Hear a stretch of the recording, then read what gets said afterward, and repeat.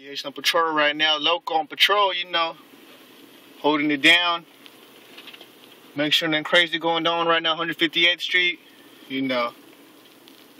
Just trying to see what's going down right now. It's time of day. It's time of day. I'll hold up the homeboy, see what's going on. What's going on, man? Hey, what's up, man? What you doing, loco? Shit, you know, it's patrolling the area right now. What's going down? Hey, man, there's suspicious activity at 158th Street, man. Well, wait. Where's it at? Tony's house, man. Oh, hell, I'm on my way. I'm on my way, dog. I'm right there. Hold up. It's time to get serious, y'all know? Bad boys, what you want, what you want, what you gonna do when Chevy John don't come for you? Tell me what you gonna do, what you gonna do? Yeah. Bad boys, what you gonna do? What you gonna do when they come for you? Bad boys, what you gonna do? What you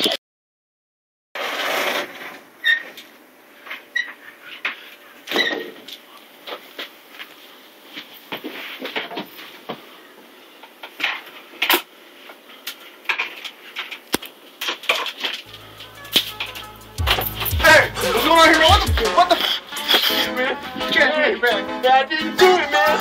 What if I did do it? If I did, I would have done it a little bit like this. It would have looked a little bit like this, man. Let's go. Go to jail. What you gonna do? What you gonna do? Yeah. Bad boys, what you gonna do? Get this, man. You know, get this. While confined here in Birmingham City Jail, you know, it's unwise and untimely. You know, justice too long delayed is justice denied. You know, not what is the difference between the two. You know, an unjust law is no law at all. This book changed my life. Maybe it can change yours. Man, forget you, man. I didn't do nothing. But if I did do it, man, it would have been a little bit like that. Be quiet, O.J. Simpson. A little bit. All right. Guess I got nothing better to do, man. Okay. Okay,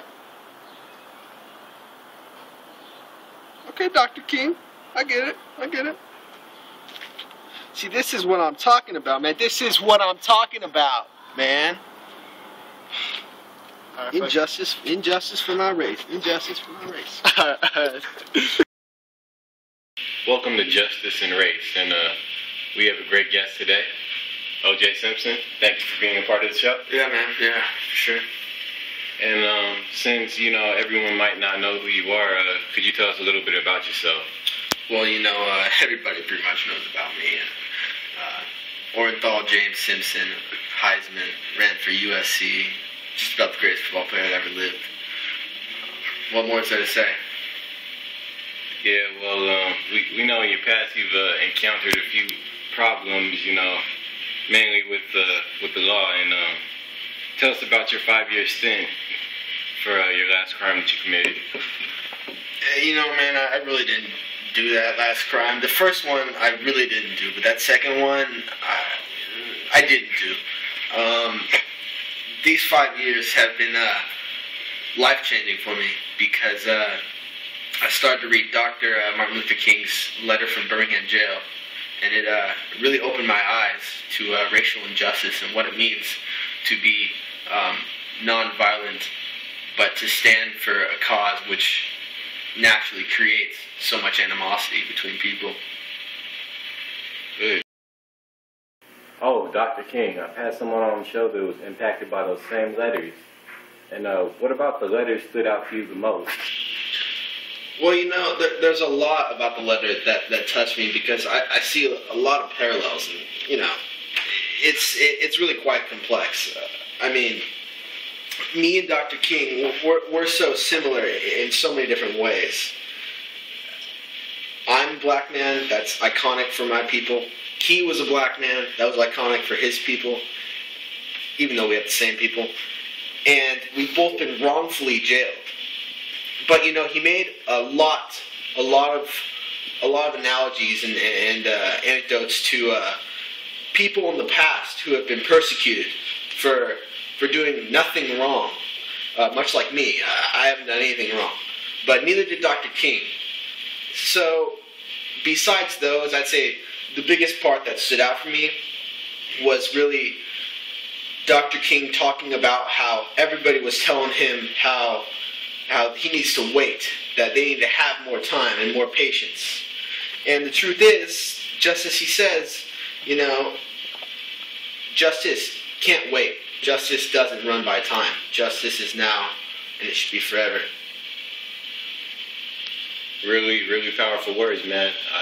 I can tell that those letters really changed you. And what are you going to take from those letters that's going to benefit you in the future? Those letters taught me a powerful lesson about what it means to stand up to your oppressors, but to do it in a non-violent way. I've never done anything violent in my life, not once. So I'm just going to continue my stint at supporting non-violent action for just causes, such as my own freedom. I didn't do anything wrong.